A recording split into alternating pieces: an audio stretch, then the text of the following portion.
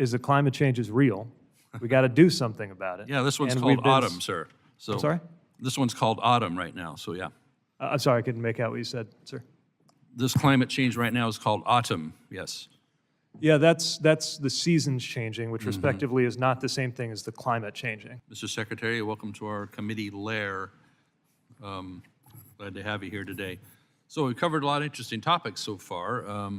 High-speed rail in California, that's always a fun one for me since I've watched that evolve for a long time as a Californian, and still the fact remains that the price of the thing has quadrupled from what the taxpayers originally sold when they approved about $10 billion worth of bonds, and the ARA Act in about 2009 supplemented with about $3.5 billion more when all the other states threw theirs back in the pot and California got it all.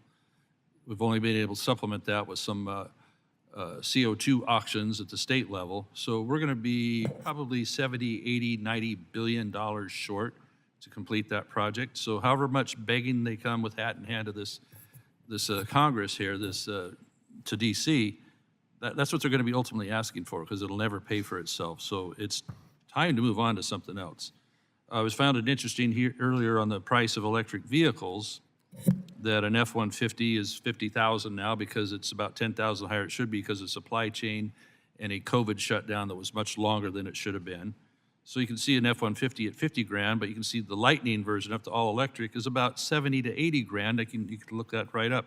So EV vehicles are going to be much costlier than the same equivalent, same size of a internal combustion vehicle. So that's a reality that consumers are going to face as they get pushed out of having the choices. Is what Mr. Perry was saying. Ford is losing their rear end on these things right now, and that's going to have to affect the price of everything else as well as the jobs. So the thing that it comes down to is that we're going to have to make them here, we're going to let China make them. Well, even China making them is something that people aren't asking for unless they have a free choice. So what I want to get at, Mr. Secretary, first, why are we doing all this? Is it high-speed rail? Is it because we're chasing a few tons of CO2? All these electric vehicles, is it because we're chasing CO2? Is that really the whole deal? Here's the way I look at it. The EV revolution is happening with or without us. Exercising their free choice, Americans have tripled the proportion of cars that they are purchasing electric already, and we're still at the very outset of this revolution.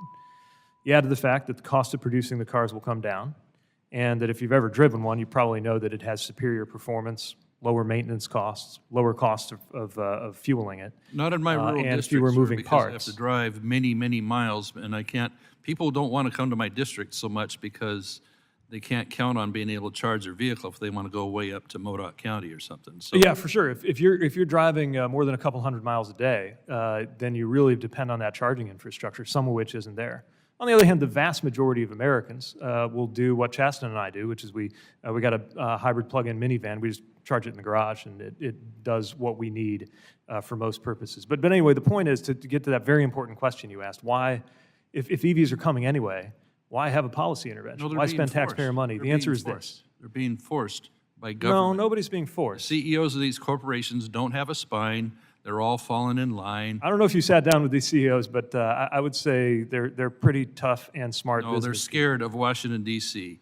You know, years ago when the mandate was to have 54.5 mile per gallon average, oh, we can do that by the year 22 or whatever. No way in hell they can hit that before all this electric stuff started happening. It was 25, I think. You know what a 54.5 mile per gallon internal combustion vehicle looks like? It's about this big, okay? So yeah, nobody wants those. Nobody wants these electric vehicles unless you're an elite that can afford them. People in my district sure as hell don't want them. So keep going. Why are we doing this? Is it over CO2? Yeah, we're doing it for 3 reasons. Even though the EV revolution is going to happen anyway. Oh, it's a revolution caused by... I would love to be able to answer your question, Congressman. Yeah, okay. Even though we think that transition is happening in the automotive sector no matter what, there are 3 things that we think are not guaranteed. Will it happen quickly enough to materially help with climate change? Will it happen on equitable terms that are available to people who aren't wealthy and might not be able? Short on time. If I could just please finish my answer. Let's drill on the climate change. Just finish Let's the third. Will it be made on American soil or not? It's about CO2, isn't it? How's that? What percent of the atmosphere is CO2 that we're chasing here? I'm sorry? What percent of the atmosphere is CO2 that we're chasing here? Because you talked about climate change. I don't know the percentage of atmospheric gases. You don't know the that exist percent in of the CO2. atmosphere. What I can tell you is that climate change is real. We got to do something about it. Yeah, this one's And called we've been autumn, sir. So I'm sorry? This one's called autumn right now, so yeah. I'm sorry, I couldn't make out what you said, sir. This climate change right now is called autumn, yes. Yeah, that's the seasons changing, which respectively is not the same thing as the climate changing. And as somebody who is hoping to retire in the 2050s and who has kids who will be old enough to ask me as they're getting to their 30s whether we did enough to deal with climate change or whether we just did what was convenient, I take that really seriously. Reclaiming my time, thank you, Mrs. Secretary. The trillions and trillions we're going to cost our kids to chase a tiny percentage of CO2 will bankrupt all of us, and bankrupt our economy, and ship it to China for all the other reasons. So I yield back, Mr. The gentleman's time has expired.